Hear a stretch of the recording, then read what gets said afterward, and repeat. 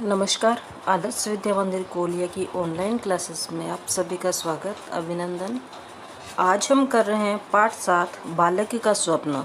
बालक के स्वप्न के प्रश्नोत्तर आज हम करेंगे।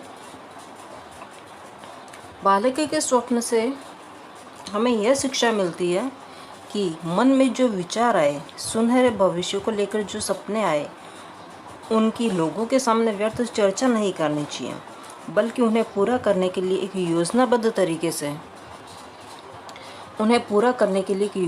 तरीके से हमें जुट जाना चाहिए। इसके लिए काम करने की लगन, कठोरता या दृढ़ता, आत्मविश्वास और कठिन मेहनत की ज़रूरत पड़ती है। इन्हें अपनाकर अपने सपने पूरे करने में लग जाना चाहिए। ऐसा करने से ही व्यक्ति अपने लक्ष्य को प्राप्त कर महान बन सकता है। अर्थात हमने जिस प्रकार देखा था कि एक छोटा सा बालक जिसने ये स्वप्न में देखा था कि वह एक राजा बन गया है और वह एक जमींदार के यहाँ पर नौकरी करता था, तो वह जब स्वप्न में चिल्ला उठता है तो जमींदार उसे कहता है कि भाई क्या हुआ, रात को क्या स्वप्न देखा और क्यों चिल्ला रहा था। तो उसके पूछने पर वह टाल देता है और अपना अध्ययन करने लग जाता है। और जमींदार उसको यहाँ से नौकरी से निकाल देता है कि या तो तू उसको जब सुबह पूछा जाता है कि या तो तू अपने स्वप्न की बात बता, नहीं तो तेरे को नौकरी से निकाल देंगे, और वह बात बताने से मना कर देता है, इसलिए उसको नौकरी से निकाल दिया जाता है। और फिर वह एक सेठ के यहाँ पे नौकरी करता है और एक राजा के यहाँ पे एक साधारण नौकर बनकर के काम करता है और धीरे धीरे वह एक मंत्री बन जाता, राजा का मंत्री बन जाता है। और इस प्रकार अपना अध्ययन है जो कि वह चालू रखता है और एक दिन राजा की पुत्री के साथ उसका विवाह हो जाता है और वह राजा बन जाता है। अर्थात कहने का मतलब यह है कि अपने दृढ़ निश्चय से वह काम करता है और किसी को अपने सपने के बारे में व्यर्थ चर्चा नहीं करता है।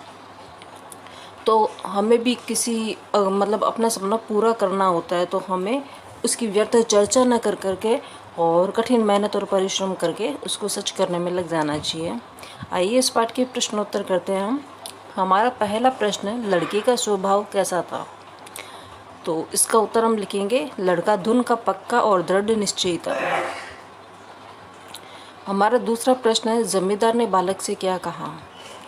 इसका उत्तर हम इस प्रकार लिखेंगे कि जमींदार ने बालक से कहा, लड़के या तो तू मुझे अपने स्वप्न की बात बता दे, अन्यथा आज ही मैं तुझे अपने यहाँ से हटा दूंगा। तीसरा प्रश्न हमारा है, पड़ोसी राजा ने 2 घोड़ियों को क्यों भेजा? तो पड़ोसी राजा ने इस राजा की व उसके मंत्रियों की चतुराई जानने के लिए 2 घोड़ियों को भेजा था। हमारा चौथा प्रश्न है, राजा ने मंत्री को क्या धमकी दी?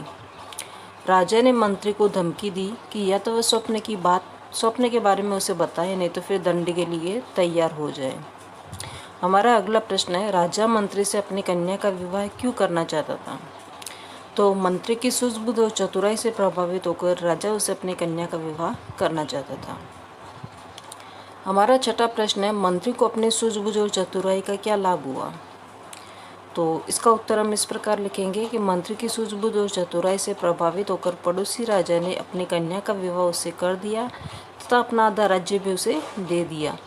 इस राजा से भी उसे बहुत सारी चल और अचल संपत्ति प्राप्त हुई और वह राजा बन गया।